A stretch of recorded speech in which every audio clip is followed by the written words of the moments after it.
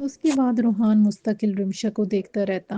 رمشا کی ہر ادا پر اس کا دل مچل مچل جاتا اور رمشا کو پانے کی ہوس بڑھتی جاتی تھی۔ بابر بھی اپنے طور پر کچھ سوچ کر بختیار کے قریب جا کر بیٹھ گیا تھا۔ سلمان کے ہائی اسکول پاس کرنے کی خوشی منانے کے لیے لامیا اور سلمان سینٹا کروز کے ایک ساحلی ریسٹورنٹ میں کھانا کھانے کا پروگرام بنا رہے تھے۔ لامیا نے سلمان کو ایک خوبصورت گٹار تحفے میں دیا تو سلمان کی خوشی کا کوئی ٹھکانہ نہیں رہا تھا۔ سکینہ نے بھی سلمان کو ہاتھ سے بنی ہوئی ایک ٹوپی تحفے میں دی تھی اور خاموش زبان میں اسے دعائیں دینے لگی۔ سلمان نے ایک نظر لامیا کو دیکھا اور بولا، ممی ہم آج اماں کو بھی ساتھ لے کر جائیں گے۔ کیوں اماں، چلو گی نا؟ سکینہ نے فوراً انکار میں گردن ہلا دی۔ سلمان نے ہنس کر کہا، آج انکار نہیں چلے گا، آپ کو ہمارے ساتھ چلنا ہوگا، جائیں تیار ہو کر آ جائیں۔ سکینہ نے خوف بھری نظروں سے لامیا کو دیکھا۔ لامیا کو ان آنکھوں میں برسوں پرانی محبت اور بیچارگی ایک ساتھ دکھائی دی۔ 12 سال پہلے بختیار کے آنے کے بعد سے لامیا نے سکینہ سے بات نہیں کی تھی۔ کوئی کام کی بات ہوتی تو وہ اسے کہتی۔ پہلے کی طرح لامیا نے سکینہ کی پرواہ کرنا چھوڑ دی تھی۔ اسے سکینہ کا وجود اپنی تنہا زندگی اور یوسف کے موت کے منہ میں جانے کا احساس دلاتا تھا۔ اسے سکینہ کو دیکھ کر ایک کوفت اور غصے کا احساس ہوتا تھا۔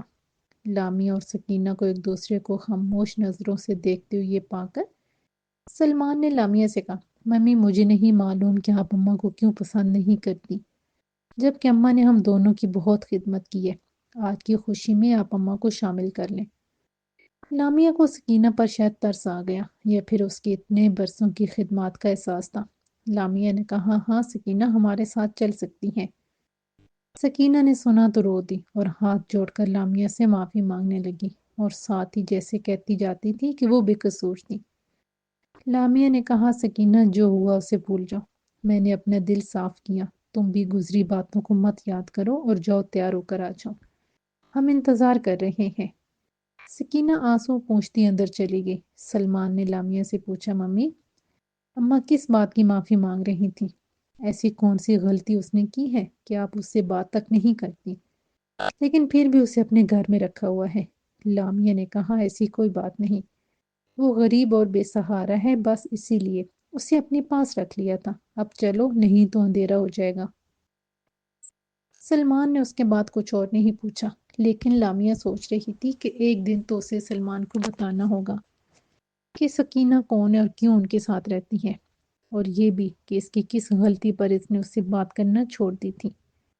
سلمان ریسٹورنٹ میں سکینہ کو بے دلی سے کھانا کھاتے دیکھ کر ہنس کر بولا، اماں کو یہ کھانا بالکل پسند نہیں آیا، میں اماں کے لیے چاکلیٹ کیک منگواتا ہوں اور وہ اماں کو ضرور پسند آئے گا۔ لامیا سوچ رہی تھی کہ سلمان عالمگیر کی طرح ہی سادہ اور صاف دل ہے، ہر انسان کے لیے اس کے دل میں محبت اور رحم کوٹ کوٹ کر بھرا ہوا ہے۔ کسی انسان تو کیا اسے کسی جانور کی بھی تکلیف دیکھی نہیں جاتی تھی، لیکن یہ سب سلمان کا دادا برداشت نہیں کر سکتا تھا۔ آخر کب تک وہ بختیار کے خوف میں جیے گی، اور کیا اس کے بچوں کو بھی بختیار کے خوف میں ہی جینا ہوگا؟ لامیا کو رمشا بھی بہت یاد آ رہی تھی۔ اس نے سوچا کہ رمشا نے بھی ہائی اسکول پاس کر لیا ہوگا، کیا بختیار اسے کالج جانے دے گا؟ رمشا بہت ذہین تھی، وہ کیسی ہوگی؟ لامیا کے تصور میں رمشا ایک چھوٹی سی گڑیا ہی تھی، اور کسی گڑیا ہی کی طرح اس کے قد و خال اور صورت اس لمحے میں ساکت ہو گئے تھے جب وہ لامیا سے جدا ہوئی تھی۔ سلمان نے لامیا کو کانٹا پکڑے سوچوں میں گم دیکھا تو پوچھا کہ وہ کیا سوچ رہی ہیں؟ لامیا نے مسکرا کر جواب دیا کہ وہ اس کے بارے میں سوچ رہی تھی کہ آئندہ وہ کیا کرنے کا ارادہ رکھتا ہے۔ سلمان کے جواب دینے سے پہلے ہی ویٹر کیک لے کر آ گیا اور سلمان سکینہ کو کیک دینے میں مصروف ہو گیا۔ لامیا ایک بار پھر رمشا کے خیالوں میں کھو گئی تھی۔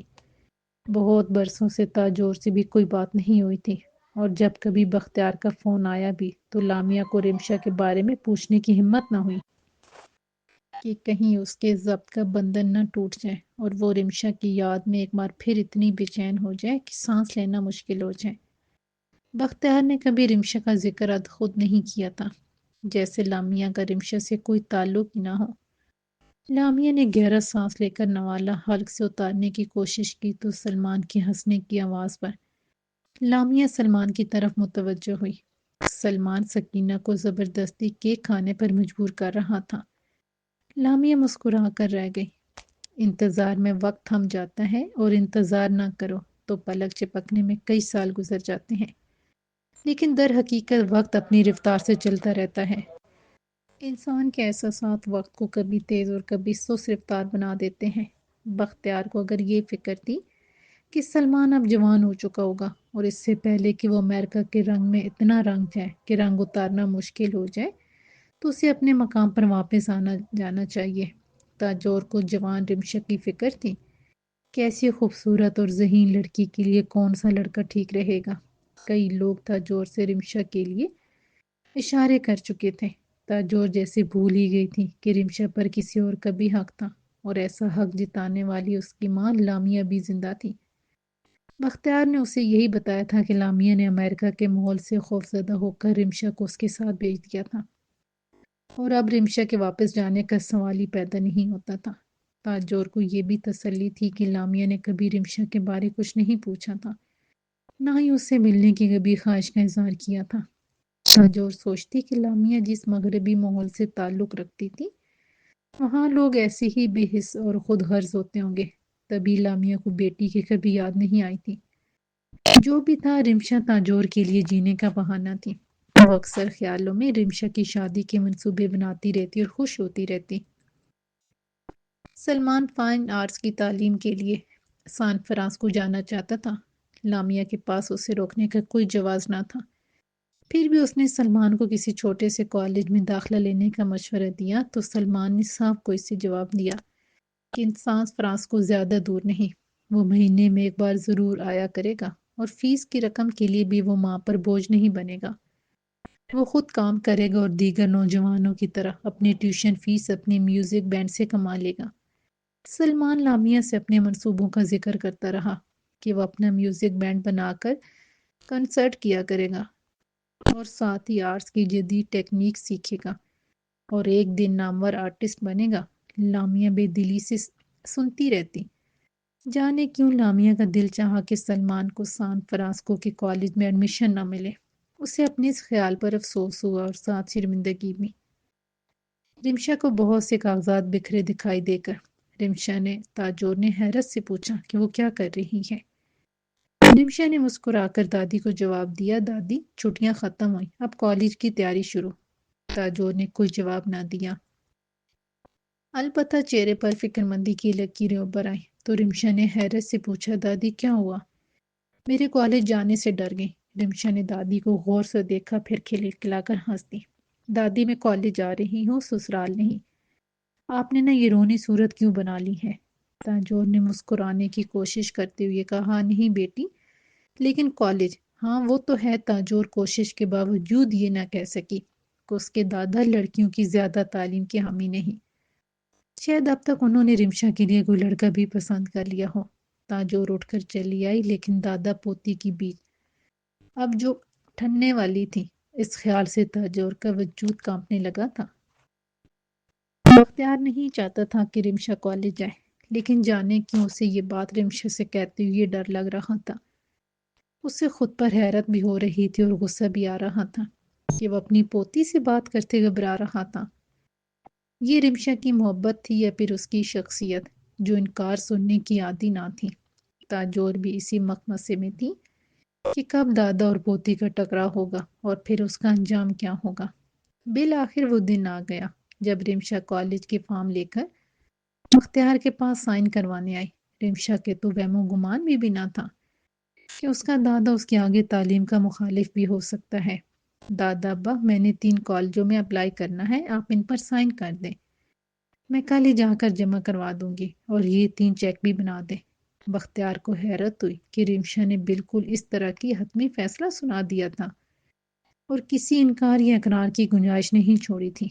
اس سے زیادہ حیرت بختیار کو اس بات کی تھی کہ اسے رمشا کا اس طرح حکم دینا ناگوار نہیں گزرا تھا، اور یہ بات اس کے لیے حیرت ناک بلکہ کسی حد تک خطرناک تھی۔ رمشا بہرحال ایک لڑکی تھی اور اسے دادا اور دادی کے لاڈ پیار سے دور کسی اور گھر جانا تھا جہاں اسے دوسروں کے حکم کے مطابق چلنا تھا۔ لیکن جس طرح رمشا کی پرورش ہوئی تھی وہ کسی کے حکم کے تابع ہو کر زندگی گزارے، اس سے ممکن ہی نہیں لگتا تھا۔ تاجور دل ہی دل میں ڈر رہی تھی کہ اب بختیار کے انکار پر رمشا پتہ نہیں کیا ہنگامہ کھڑا کرنے والی تھی۔ تاجور کو مزید حیرت اس بات پر ہوئی جب بختیار نے رمشا کو پیار سے پاس بیٹھنے کو کہا اور فارم ہاتھ میں لے کر سائن کرنے لگا۔ تاجور نے کچھ کہنا چاہا لیکن بختیار نے اسے ہاتھ کے اشارے سے روک دیا اور رمشا سے بولا، بیٹی تمہیں اتنی محنت کرنے کی کیا ضرورت ہے؟ اور پھر تم نے اتنا پڑھ کر کیا کرنا ہے؟ میرا سب کچھ تمہارا ہی تو ہے۔ رمشا سنجیدہ ہو گئی، پھر بہت سوچ کر دھیمے لہجے میں بولی، دادا ابا آپ کا سب کچھ میرا ہے، میں جانتی ہوں، لیکن میں پڑھنا چاہتی ہوں اور وہ بھی پولیٹیکل سائنس، اسی لیے کہ آپ کی چھینی ہوئی کرسی، دبدبا اور شان آپ کو واپس دلا سکوں، اور میں یہ کر کے رہوں گی۔ کمرے میں خاموشی چھا گئی تھی۔ بختیار اور ناتاجور کو رمشا سے اس جواب کی توقع تھی۔ رمشا کب اتنی سمجھدار ہو گئی تھی؟ کب وہ اپنے دادا کی سیاسی شکست کو سمجھنے لگی تھی؟ انہیں احساس ہی نہیں ہوا تھا۔ وہ دونوں رمشا کو ایک لاؤبالی بے فکر شہزادی سمجھتے تھے، جسے شہزادوں کی طرح اپنی طاقت اور روب کو استعمال کرنا اور اپنے حسن پر غرور کرنا آتا تھا، اور بس۔ دادا ابا آپ نے دیکھ لیا کہ آپ کے زمانے والے طریقے سیاسی بازار میں نہیں چلتے، بدلتے وقت کے ساتھ نئی ترکیبیں اور تدبیریں اختیار کرنا پڑتی ہیں، اور یہ ایک نیا ذہنی سوچ سکتا ہے، اور میں نے سوچ لیا ہے کہ میں آپ کی طرح سیاست اور بزنس کروں گی، لیکن میرا طریقہ آپ سے مختلف ہوگا۔ دادا ابا آپ مجھے میرا منصوبہ پورا کرنے دیں گے نا؟ میری مدد کریں گے نا؟ بولیں دادا ابا۔ بختیار نے بے اختیار انداز میں کہا، ہاں کیوں نہیں، تم ہماری جانشین ہو، تم جیسا چاہو گی وہی ہوگا۔ رمشا مارے خوشی کے بختیار پھر تاجور کے گلے لگ گئی، پیاری دادی میرے لیے دعا کریں گی نا؟ تاجور نے رمشا کا ماتھا چوم لیا، میری ہر سانس میں تیرے لیے دعا ہی دعا ہے بیٹی، اللہ تجھے تیرے مقصد میں کامیاب کرے۔ رمشا فام اٹھا کر خوشی خوشی بھاگ گئی۔ بختیار اور تاجور ایک دوسرے کی صورت دیکھتے رہ گئے۔ تاجور نے شاید زندگی میں پہلی بار طنزیہ انداز میں شوہر سے پوچھا، مجھے تو لگا تھا کہ آپ انکار کر دیں گے اور پھر رمشا کو بولنے کی جرت ہی نہ ہوگی، لیکن یہ کیا، آپ کی تو آواز ہی نہیں نکلی، شاید آپ بوڑھے اور کمزور ہو گئے ہیں۔ بختیار جنپ کر بولا، تمہیں کیوں ایسا لگا؟ آج کے زمانے میں تعلیم بہت ضروری ہے اور اسے پڑھنا چاہیے۔ اچھا، لیکن پڑھ لکھ کر کیا کرے گی؟ بالآخر شادی کے بعد کسی اور گھر جائے گی، ہمیں کیا فائدہ ہوگا؟ تاجور کی آواز میں اب بھی طنز نمایاں تھا۔ دیکھا جائے گا، بختیار نے بات ختم کی اور اٹھ کر کمرے سے باہر نکل گیا۔ تاجور ہنس دی، پھر دل ہی دل میں سوچنے لگی کہ اب بولے، بختیار صاحب، ایک کل کی لڑکی آپ کو سیاست کے گر سکھانے جا رہی ہے، آپ کی اناج سخت خطرے میں ہے، یا خدا، یہ کیسا مکافات عمل ہے؟ پوتے کا تو پتہ نہیں، لیکن بختیار کی پوتی ضرور اسے سیدھا کر کے رہے گی۔ یہ سوچتے ہوئے تاجور کے ہونٹوں پر ایک پر اسرار سی مسکراہٹ ابھر آئی۔ لامیا کی لاشعوری خواہش کے باوجود سلمان کو سان فرانسکو کالج میں ایڈمیشن مل گیا تھا۔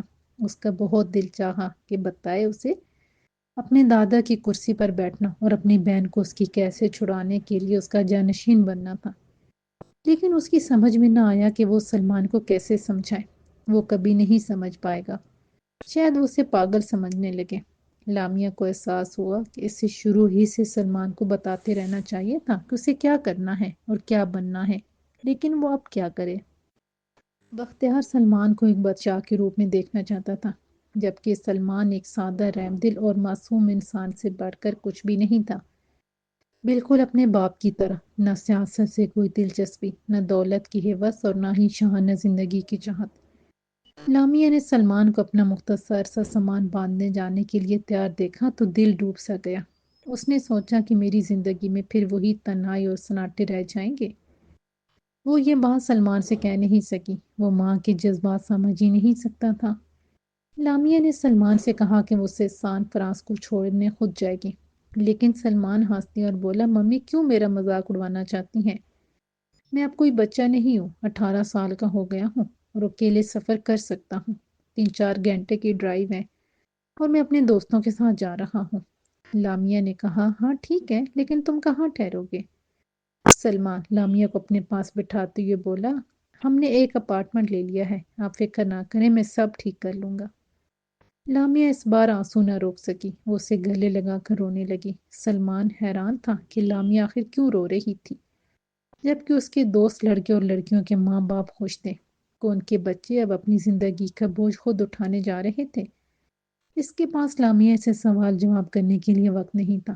اس نے لامیا کو تسلی دی اور ہارن کی آواز پر سامان اٹھانے لگا۔ لامیا اور سکینہ دروازے میں کھڑی دور جاتی کار کو دیکھتی رہی، پھر لامیا نے گہرا سانس لے کر دروازہ بند کر دیا۔ رمشا کو سبھی کالج ہاتھوں ہاتھ لینے کو تیار تھے۔ رمشا نے بختیار کے مشورے سے ایک مشہور کالج کو پسند کر لیا تھا۔ تاجور کئی دنوں سے رمشا کو زمانے کی اونچ نیچ سمجھا رہی تھی، کالج میں ایسا نہ کرنا ویسا نہ کرنا، اور دیکھو دوستی سوچ سمجھ کر کرنا۔ رمشا دادی کی باتیں غور سے سن رہی تھی اور دل ہی دل میں مسکرا رہی تھی کہ دادی اسے آج بھی بچی ہی سمجھتی تھی۔ اس نے کہا، دادی میں اپنا اچھا برا خوب سمجھتی ہوں اور پھر آپ کے پاس ہی ہوں، دور تھوڑی ہی جا رہی ہوں۔ تاجور خاموش ہو گئی تھی۔ رمشا کے کالج کا پہلا دن تھا۔ بختیار نے اپنے خاص ملازم اور ڈرائیور مخدوم کو رمشا کی ساری ذمہ داری سونپ دی تھی، اور رمشا سے بھی کہہ دیا تھا کہ وہ مخدوم کے علاوہ کسی کے ساتھ نہیں جائے گی اور اپنی دادی کو کچھ بھی کرنے سے پہلے آگاہ کرے گی اور کچھ بھی ان کی مرضی کے خلاف نہیں کرے گی۔ رمشا نے ہنس کر وعدہ کر لیا تھا، دادا دادی کی اچھی طرح تسلی کروا دی تھی کہ وہ ایسا کوئی کام نہیں کرے گی جس سے ان دونوں کو کوئی تکلیف پہنچے۔ صدقے اور نظر اتارنے کے بعد رمشا دادا اور دادی کی دعاؤں میں اپنی شاندار مرسیڈیز میں مخدوم کے ہمراہ کالج کے لیے یوں روانہ ہو گئی جیسے کسی بہت بڑے مشن پر جا رہی ہو۔ تاجور نے بختیار کو دیکھتے ہوئے کہا، مجھے تو لگا تھا آپ رمشا کی شادی کرنے کا ارادہ رکھتے ہیں۔ بختیار نے مبہم سا جواب دیا، ہاں وہ بھی وقت آنے پر ہو جائے گی، پہلے مجھے کچھ اور ضروری کام کرنے ہیں، تم رمشا پر نظر رکھنا۔ مجھے کالجوں کا ماحول پسند نہیں ہے۔ پھر وہ تھکے تھکے قدموں سے چلتا ہوا اندر چلا گیا اور تاجور وقت کی ستم ظریفیوں پر مسکرا کر رہ گئی۔ رمشا اور سلمان اپنے اپنے راستوں پر امیدوں اور امنگوں کے ساتھ روانہ ہو گئے تھے، جبکہ بختیار اور لامیا اپنے بچوں کے لیے کچھ اور ہی منصوبے بنا رہے تھے۔ لامیا سوچتی کہ اسے کسی بھی طرح رمشا کو واپس لانا اور سلمان کو واپس دادا کے پاس جانے سے روکنا ہوگا، مگر یہ کیسے ہوگا، کیسے، یہ لامیا نہیں جانتی تھی۔ بختیار سوچتا کہ اس نے لامیا سے رمشا کو واپس کرنے کا تو وعدہ کیا تھا، لیکن وہ ایسا نہیں کر سکے گا۔ اسے سلمان بھی چاہیے اور رمشا بھی، اور ساتھ ہی رمشا کو ماں کی حقیقت پتہ نہیں چلنی چاہیے، ورنہ بہت ممکن تھا کہ وہ دادا سے نفرت کرنے لگے جو وہ برداشت نہ کر سکتا تھا۔ لیکن وہ لامیا سے کیے گئے وعدے سے کیسے پھر سکتا تھا؟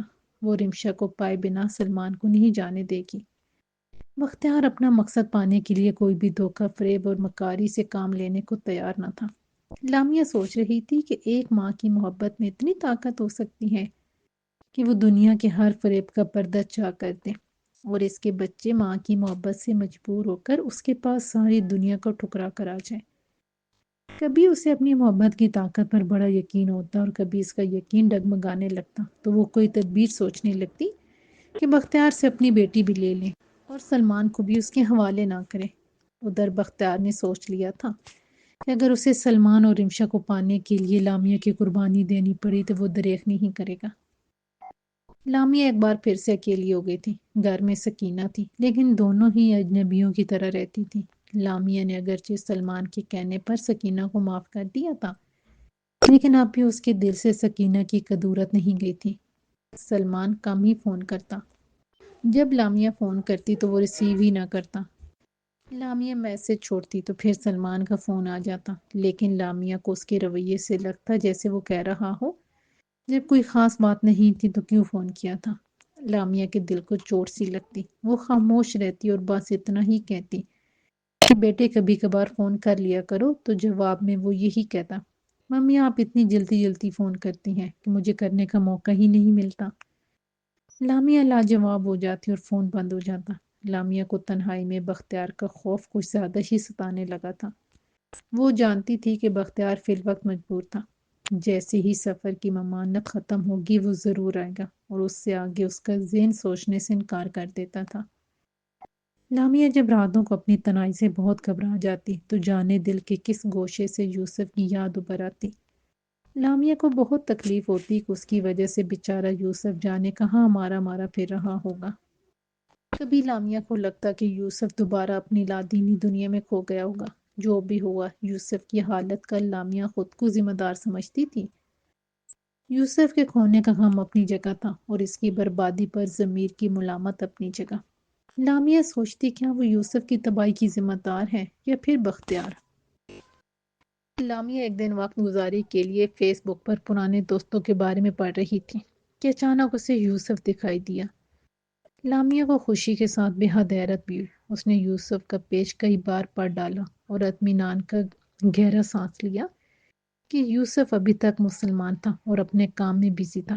بے اختیار لامیا کا دل چاہا کہ یوسف سے رابطہ کرے۔ اس نے فون اٹھایا، پھر یہ سوچ کر رک گئی کہ اتنا پرانا نمبر کام نہیں کرے گا۔ پھر ای میل کا سوچا تو ایڈریس نہ تھا۔ لامیا نے سوچا کہ فیس بک پر ہی یوسف کو کوئی پیغام دے دے، اس کی کامیابیوں پر خوشی کا اظہار کر دے۔ لیکن پھر یوسف کا ہسپتال میں حال اس کی نظروں کے سامنے گھوم گیا اور لامیا نے اپنے ارادہ ترک کر دیا۔ بہرحال اس کے اطمینان کو اتنا کافی تھا کہ یوسف دوبارہ بیکا نہیں تھا۔ اس کا مطلب تھا کہ اس نے اسلام کو اس کے صحیح معنوں میں جان لیا تھا۔ کیا یوسف نے شادی کر لی ہوگی؟ لامیا نے سوچا۔ اچھا ہوا اگر ایسا ہوا ہو۔ لیکن لامیا کو جانے کیوں اپنے اس خیال سے خوشی محسوس نہ ہوئی۔ کیا میں چاہتی ہوں کہ وہ ساری عمر اکیلا رہے، مجھے یاد کر کے آنسو بہاتا رہے؟ لامیا کو ہنسی آ گئی کہ یہ دل بھی عجیب ہے، کسی طور اسے قرار نہیں۔ لامیا نے دل ہی دل میں یوسف کی ترقی اور خوشحالی کے لیے دعا مانگی۔ کہیں چپ کے دل تو یہ نہیں چاہ رہا کہ یوسف پھر سے اس کی دنیا میں واپس آ جائے۔ لیکن لامیا نے اپنی اس خواہش کو سختی سے دبا دیا۔ سلمان نے فون پر بتایا تھا کہ وہ لانگ ویکینڈ پر گھر آ رہا تھا اور اس کے ساتھ کچھ دوست بھی ہوں گے، تو لامیا کی خوشی کی انتہا نہ رہی۔ وہ بے چینی سے اس کے آنے کا انتظار کرنے لگی۔ سلمان جمعہ کی شام کو آ گیا۔ اس کے ساتھ 2 لڑکے اور 1 لڑکی جولیا بھی تھی۔ سلمان کو دیکھ کر لامیا کو یوسف یاد آ گیا، جب وہ جوسف ہوا کرتا تھا۔ سلمان اور اس کے دوستوں نے جوسف جیسا ہی حلیہ بنا رکھا تھا، پھٹی ہوئی جینس، بڑے ہوئے بال، گلے میں لٹکی ہوئی سانس۔ جب سلمان کے دوستوں نے اسے سولومین کہہ کر پکارا تو لامیا دل تھام کر رہ گئی۔ لامیا نے خاموشی سے سب کو کھانا کھلایا اور ان کے سونے کا انتظام کیا۔ لامیا کو جولیا ایک آنکھ نہ بائی تھی، یوں بھی وہ لڑکوں سے عمر میں بڑی لگ رہی تھی۔ لامیا کا دل اندر ہی اندر ڈوبا جا رہا تھا۔ وہ سوچ رہی تھی کہ اس کی محبت نے جوسف کو تو یوسف بنا دیا تھا، لیکن اب اس کا اپنا بیٹا سلمان سے سولومن بن گیا تھا۔ وہ ہاتھ مل کر رہ گئی تھی۔ رات کو لامیا نے سلمان کو اپنے کمرے میں بلایا۔ اس سے پہلے کہ لامیا سلمان سے کچھ کہتی یا سمجھاتی، سلمان نے بڑے جوش و خروش سے اسے بتایا کہ اس نے اپنے ان دوستوں کے ساتھ مل کر ایک چھوٹا سا بینڈ تشکیل دے لیا ہے اور چھوٹے موٹے پروگرام کر کے کچھ پیسے کما لیتا ہے۔ سلمان بہت خوش تھا۔ لامیا کو حوصلہ نہ ہوا کہ اسے اپنے دوستوں سے دور رہنے کا مشورہ دے۔ وہ جانتی تھی کہ سلمان کے پاس اپنی صفائی میں جانے کتنے جواز ہوں گے۔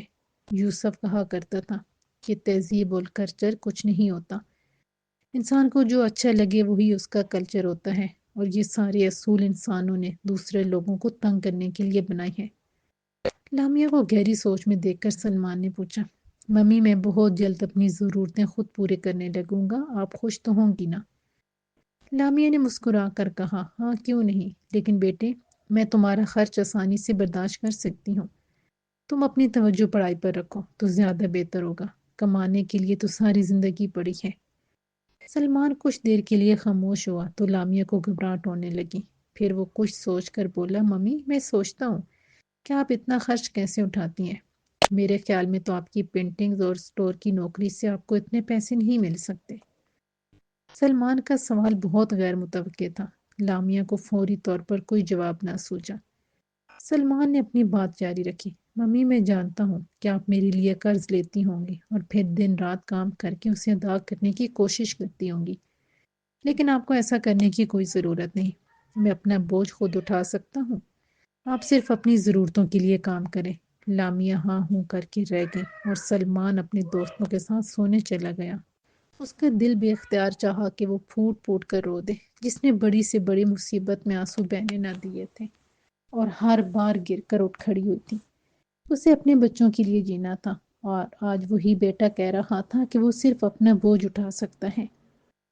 ماں کا بوجھ اٹھانے کا اس کا کوئی ارادہ نہیں تھا۔ لامیہ تکیے میں منہ دیے روتی رہی۔ آج اس کے پاس آنسوؤں کو بہنے سے روکنے کی وجہ نہ تھی۔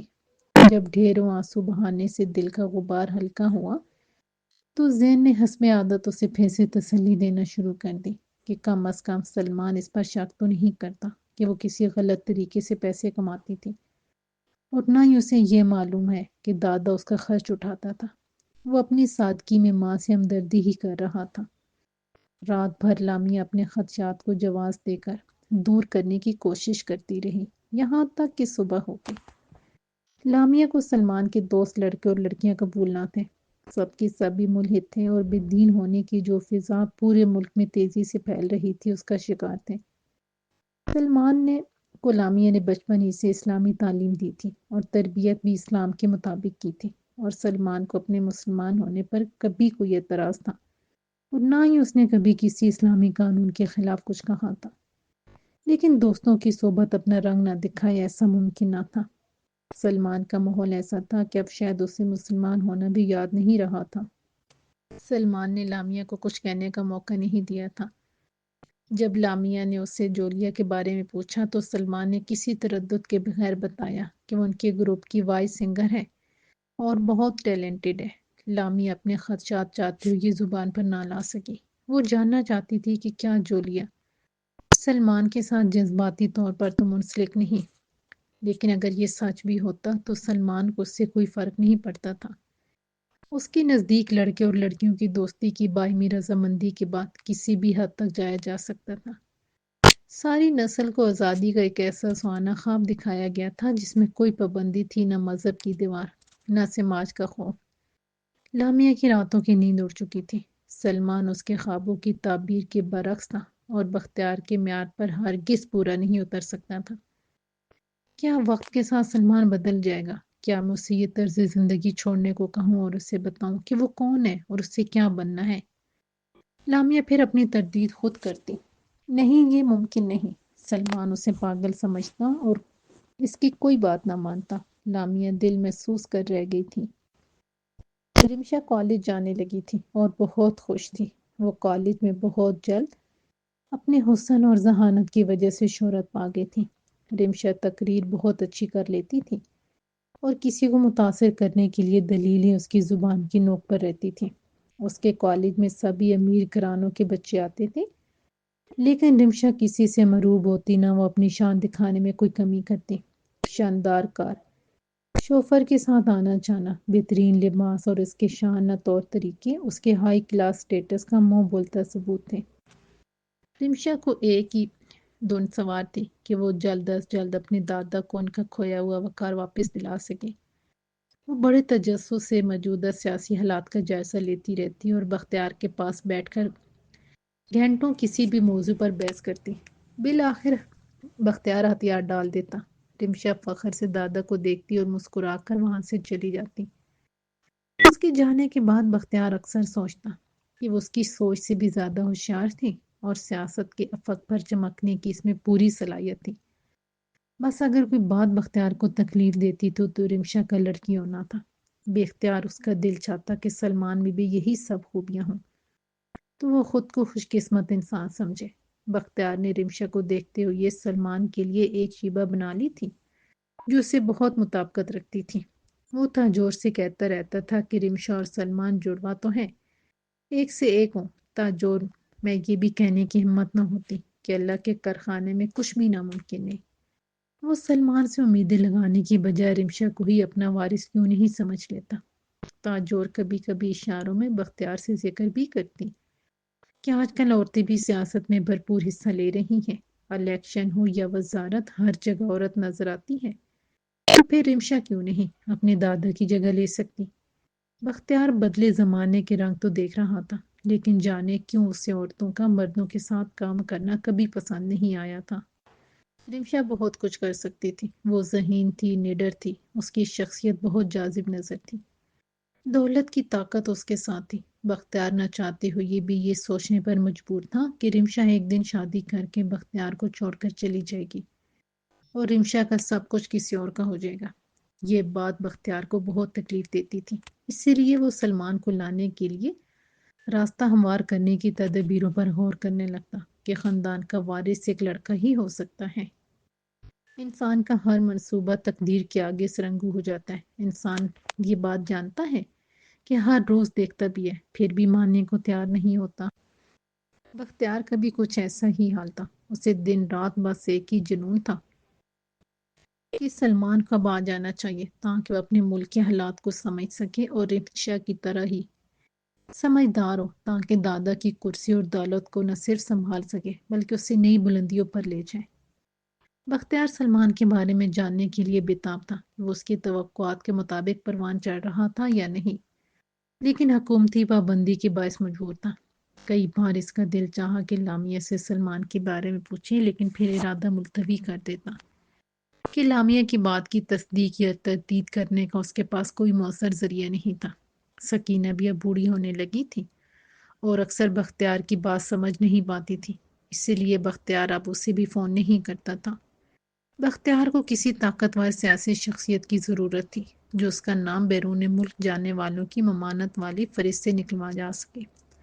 بختیار اس تلاش میں ادھر ادھر نظریں دوڑاتا رہتا تھا۔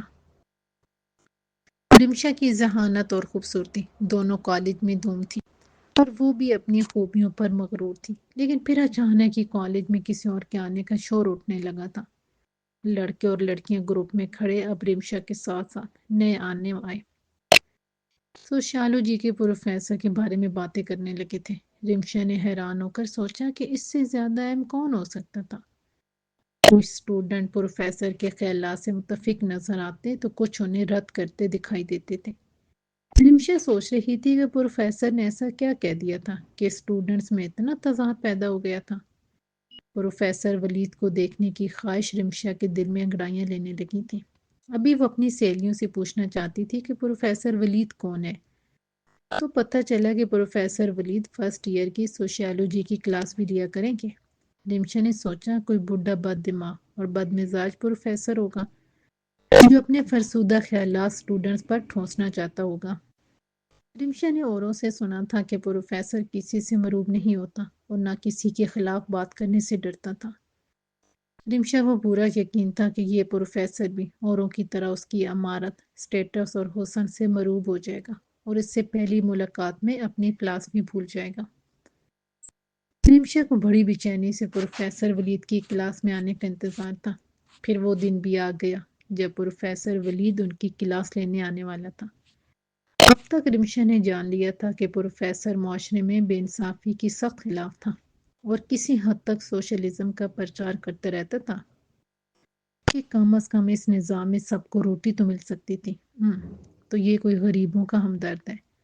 پھر ہمارے کالج میں اس کا کیا کام؟ اسے تو کسی گورنمنٹ کالج میں مفت پڑھانا چاہیے۔ بیچارہ خود بھی غریب ہوگا، پڑھانے میں بھلا ملتا ہی کیا ہے؟ رمشا نے دل ہی دل میں سوچا۔ اس پروفیسر کو بتانا پڑے گا کہ غریبوں کو جو تھوڑی بہت روٹی ملتی ہے وہ بھی رمشا کے دادا جیسے لوگوں کی وجہ سے ملتی ہے۔ اگر بختیار دادا جیسے لوگ سرمایہ کاری نہ کروں تو یہ سب بھوکے مر جائیں۔ رمشا اپنی سوچوں میں گم تھی کہ دفتر خاموشی چھا گئی۔ اس نے چونک کر دیکھا تو سامنے ڈائس پر ایک نوجوان شخص کھڑا حاضری لے رہا تھا۔ چہرے پر سنجیدگی تھی، لباس بالکل سادہ تھا لیکن اس پر جچ رہا تھا۔ پروفیسر کو جیسے کسی کی پرواہ نہیں تھی۔ اس نے کلاس سے مخاطب ہو کر بولنا شروع کیا تو سب خاموشی سے سننے لگے۔ رمشا کو دل ہی دل میں پروفیسر کا اتنا غلط امیج بنانے پر شرمندگی ہو رہی تھی۔ یہ تو اچھا ہی ہوا تھا کہ اس نے کسی سے پروفیسر کی شخصیت کے بارے میں اپنے خیالات کا اظہار نہیں کیا تھا۔ کلاس میں وقت کیسے گزرا پتہ ہی نہ چلا۔ جب پروفیسر نے انہیں نئی اسائنمنٹ کا عنوان دیا تو رمشا بھی چونک کر اپنی نوٹ بک میں لکھنے لگی۔ پروفیسر نے ایک بار بھی نظر بھر کے رمشا کو نہیں دیکھا تھا اور نہ ہی اس سے کوئی سوال کیا تھا۔ اسے غصہ آیا کہ اسے نظر انداز کرنا جیسے کوئی جرم ہو جسے اس نئے پروفیسر نے جان بوجھ کر کیا ہو۔ کچھ ہی دنوں میں پروفیسر ولید کا نام ہر ایک کی زبان پر تھا۔ رمشا کو اس بات کا اندازہ ہو گیا تھا کہ پروفیسر کو معاشرتی نظام اور خاص طور پر سرمایہ کاروں سے سخت بیر تھا اور اس کے نزدیک ہر برائی کی جڑ یہی سرمایہ دار تھے۔ رمشا کو حیرانی تھی کہ پروفیسر کس دنیا کی باتیں کرتا تھا، ہر وقت مفلسی، بے روزگاری اور بیماری۔ رمشا کو تو ایسی کسی چیز سے کبھی واسطہ نہیں پڑا تھا۔ اس کے خیال میں اس کی کوٹھی میں کام کرنے والے غریب تھے، لیکن سب بہت خوش تھے اور اس کے دادا کے متعارف تھے اور اس کے دوست وہ بھی غریب نہ تھے۔ پھر یہ کون لوگ ہیں اور کہاں ہیں؟ رمشا انہی سوچوں میں گھری اپنی ایئر کنڈیشن کار میں بیٹھنے لگی تو اس کی نظر پروفیسر ولید پر پڑی، جو ایک پرانی سے موٹر سائیکل کو سٹارٹ کر رہا تھا۔ دونوں کی نظریں ایک بار ملی۔ رمشا کو لگا کہ ان نظروں میں اس کے لیے نفرت یا پھر طنز تھا۔ رمشا کار میں بیٹھی یہی سوچتی رہی کہ کیا واقعی پروفیسر اس سے اس کی دولت کی وجہ سے نفرت یا پھر حسد کرتا ہے، یا کوئی اور بات تھی جو وہ سمجھ نہیں سکی تھی۔ رمشا نے دادا سے ڈھکے چھپے لفظوں میں پروفیسر کے خیالات کا اظہار کر کے رائے پوچھی تو بختیار نے فوری اور بڑے یقین سے کہا، بیٹی، جو لوگ خود دولت نہیں کما پاتے وہ اسی طرح امیروں سے نفرت کرتے ہیں اور دوسروں کو بھی امیروں کے خلاف بھٹکاتے رہتے ہیں، ورنہ حقیقت یہ ہے کہ دنیا ہمارے جیسے لوگوں کی وجہ سے چل رہی ہے۔ اگر ہم اپنا سرمایہ ملک کی ترقی میں نہ لگائیں تو یہ بھوکے مر جائیں، پھر انہیں پتہ چلے کہ ایک ترقی کرتی سوسائٹی کے لیے ہم جیسے لوگوں کی کتنی ضرورت ہے۔ رمشا اپنے دادا کی باتوں سے متاثر دکھائی دیتی تھی۔ بختیار نے پھر کہا، باتیں کرنا آسان ہوتا ہے بیٹی، لیکن دولت کمانے کے لیے ذہانت کی ضرورت ہوتی ہے۔ یہ تو صرف ان کا احساس کمتری ہے جو بڑھ بڑھ کر بولتا ہے۔ رمشا کو دادا کی باتوں سے اطمینان ہو گیا کہ وہ درست تھی اور اسے پروفیسر سے ہم خیال ہونے کی ضرورت نہ تھی۔ رمشا نے دادا کی باتیں سن لی تھی اور اسے قبول بھی تھی، لیکن جانے کیا بات تھی کہ پروفیسر ولید کی باتیں بھی بھولتی نہ تھی۔ رمشا رات کو دیر تک ولید کے بارے میں سوچتی رہی تھی۔ باقی رمشا نے مسکرا کر کروٹ بدلے لیکن پھر بھی نیند نہ آئی۔ ولید کی باتیں، سرمایہ داروں اور زمینداروں سے نفرت کا اظہار وہ برملا نہیں کرتا تھا، لیکن وہ سوشیالوجی پر کم اور موجودہ نظام پر تنقید زیادہ کرتا تھا۔ آخر تم چاہتے کیا ہو؟ سب تمہاری طرح پرانے موٹر سائیکل کی سواری کیا کرے؟ رمشا تنزن بڑبڑائی۔ اس نے سوچا اگر ولید اس کے دادا کی طرح قیمتی کپڑے پہن لے اور اس کی کار میں اس کے ساتھ بیٹھے تو کیسا لگے، بالکل انگلش فلم کا ہیرو۔ اس خیال کے ساتھ ہی رمشا اٹھ کر بیٹھ گئی اور نیم اندھیرے میں حال جیسے بیڈ روم میں آنکھیں پھاڑ کر دیکھنے لگی۔ شاید اسے ڈر تھا کہ کسی نے اس کی سوچ نہ پڑھ لی ہو، یا پھر اسے لگا کہ وہ غنودگی میں کچھ کہہ نہ بیٹھی ہو۔ اگر کوئی سن لے گا تو اس کے بارے میں کیا سوچے گا، لیکن وہاں کوئی نہیں تھا۔ رمشا کو اطمینان ہو گیا تو وہ پھر لیٹ گئی اور چھت کو گھورنے لگی۔ چھت پر اندھیرے میں چمکنے والے ستارے جڑے ہوئے تھے۔ رمشا کو بچپن ہی سے جگمگاتے ستارے بہت پسند تھے، لیکن آج کچھ اور ہی بات تھی۔ ہر ستارے میں اسے ولید دکھائی دے رہا تھا، کبھی مسکراتا ہوا، کبھی طنز تو کبھی نفرت کرتا۔ رمشا نہ جانے کتنی ہی دیر ایک ایک ستارے کو گھورتی رہی اور پھر کسی لمحے اس کی آنکھ لگ گئی۔ سلمان واپس جانے کی تیاری کر رہا تھا اور لامیا کے سمجھ میں نہیں آ رہا تھا کہ وہ سلمان کو کیسے سمجھائے کہ وہ اپنے دادا اور خود اس کی امیدوں کے برعکس ایک شخصیت بنتا جا رہا تھا، اور وہ اپنے دوستوں کی طرح نہیں بن سکتا۔ وہ ان سے مختلف تھا اور اس کا مشن بھی مختلف تھا۔ اسے اپنے مشن پورا کرنے کے لیے اپنے طرز زندگی بدلنا ہوگا۔ لامیا کئی بار بات شروع کرنا چاہتی، لیکن سلمان کو خوش دیکھ کر کچھ نہ کہہ پاتی تھی۔ سلمان کو لامیا کی پریشانی کا کوئی احساس تھا، اور اگر لامیا کچھ کہتی تو سلمان کو دوستوں کے سامنے اپنی بے عزتی لگتی۔ پھر بھی لامیا نے موقع دیکھ کر سلمان سے کہا، سلمان، تم مسلمان ہو اور تمہیں مسلمانوں کی طرح ہی رہنا چاہیے۔ یہ بے ڈھنگا لباس، یہ لڑکیوں سے دوستی اور یہ نو نوش کا طریقہ مناسب نہیں۔ سلمان نے لامیا کو یوں دیکھا جیسے لامیا نے کوئی بہت ہی عجیب بات کہہ دی ہو۔ پھر وہ بڑے پیار سے بولا، او ممی، کم آن، آپ کس زمانے کی باتیں کرنے لگی ہیں؟ جسٹ کول ممی، ویسا ہی رہتا ہوں جیسا مجھے اچھا لگتا ہے۔ کیا زندگی کو دوسروں کی مرضی سے جینا مہذب ہونے کی پہچان ہے؟ نہیں ممی، خوش رہنا ہی زندگی ہے اور میں اپنے حال سے خوش ہوں اور مستقبل کی تیاری کر رہا ہوں۔ آپ میری فکر نہ کریں، اوکے ممی؟ سلمان دوستوں کے ساتھ باہر کھانا کھانے جا رہا تھا۔ لامیا اسے سمجھانا چاہتی تھی کہ اس کے لیے ایک روایتی اور اسلامی طور طریقے اختیار کرنا صرف مذہب ہی نہیں، دنیاوی ضرورت بھی تھی۔ اسے اپنی بہن کو رہا کروانا تھا، بختیار کا جانشین بننا تھا۔ لیکن بظاہر لامیا کو ایسا کچھ ممکن نظر نہیں آ رہا تھا۔ جب تک لامیا یہ سب کہنے کے لیے مناسب الفاظ ڈھونڈتی، سلمان جا چکا تھا۔ لامیا بے چین ہو گئی تھی۔ اس کی یہ امید کہ سلمان ایک دن اپنی بہن کو واپس لائے گا، مایوسی کے بادلوں میں چھپتی ہوئی دکھائی دے رہی تھی۔ لامیا اس وقت غصے اور مایوسی سے بکھلا گئی جب سلمان دوستوں کے ساتھ ریسٹورنٹ میں کھانا کھا کر واپس آیا، اور لامیا کے پوچھنے پر کہ وہ اپنے دوستوں کے ساتھ کھانے میں حلال اور حرام کا خیال رکھتا ہے، تو سلمان نے زندگی میں پہلی بار غصے سے ماں کو جواب دیا، ممی گوشت تو گوشت ہے، اس میں حلال اور حرام کا کیا مطلب؟ لامیا گنگ ہو کر اپنے جوان ہوتے بیٹے کے بدلتے خیالات سنتی رہی، جو واپسی کے لیے سامان اکٹھا کر رہا تھا۔ اس کا دل بھی اختیار چاہا کہ اسے کہے کہ وہ نہ جائے، لیکن اس سے پہلے کہ وہ اپنے غصے کا اظہار کرتی، جولیا اندر سے آئی اور سلمان کا ہاتھ پکڑ کر کار کی جانب بڑھی۔ جولیا نے ایک بار مڑ کر ساکت کھڑی لامیا کو دیکھا، پھر مسکرا کر کہا، تھینک یو آنٹی، بائے، ہم پھر ملیں گے۔ لامیا کو جولیا کے اس کے دل کا ایک ٹکڑا نوچ کر اپنے ساتھ لے گئی تھی، اور وہ پتھر بن گئی تھی، حرکت بھی نہیں کر سکتی تھی۔ سب کار میں بیٹھ کر ہاتھ ہلاتے مسکراتے ہوئے نظروں سے اوجھل ہو گئے تھے۔ لامیا جانے کب تک وہاں کھڑی رہتی کہ سکینہ نے اسے کندھے سے پکڑ کر اندر چلنے کو کہا۔ لامیا نے مڑ کر پھٹی پھٹی اور حیران نظروں سے سکینہ کو دیکھا۔ سکینہ خاموشی کی زبان سے بہت کچھ کہہ رہی تھی۔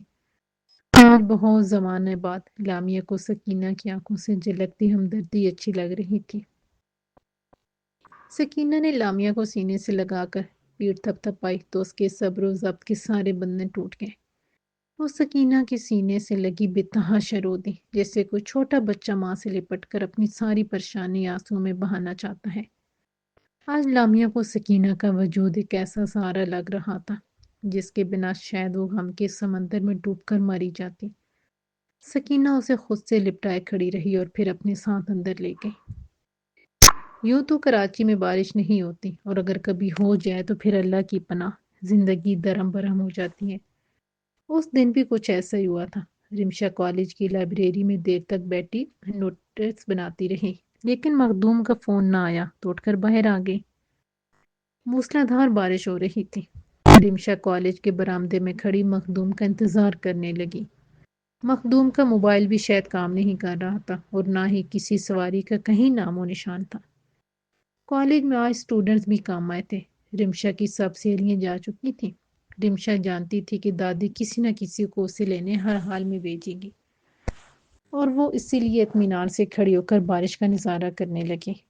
اتنے میں اندر سے پروفیسر ولید آیا اور دونوں نے ایک دوسرے کو لمحے بھر کو دیکھا۔ ولید کچھ کہے بنا بارش کی پرواہ کیے بغیر باہر نکل گیا۔ رمشا زیر لب مسکرا دی، نہ جانے خود کو کیا سمجھتا ہے۔ کار کو آتا دیکھ کر رمشا جانے کے لیے اٹھ کھڑی ہوئی۔ مخدوم نے جلدی سے اتر کر چھتری کھولی تو رمشا چھتری کے نیچے کار تک آئی۔ مخدوم نے کار سٹارٹ کر دی۔ کار ابھی گیٹ سے نکلی ہی تھی کہ رمشا کی نظر ولید پر پڑی، جس کی موٹر سائیکل بارش کے جمع ہوئے پانی کے تالاب میں بند ہو گئی تھی۔ وہ ٹخنوں تک پانی میں کھڑا اسے سٹارٹ کرنے کی کوشش کر رہا تھا۔ رمشا نے ایک لمحے کو سوچا، پھر مخدوم کو کار موٹر سائیکل کے قریب روکنے کو کہا، سر آپ گاڑی میں آ جائیں، میں آپ کو گھر چھوڑ دیتی ہوں۔ رمشا نے شیشہ نیچے کرتے ہوئے قدرے زور سے کہا۔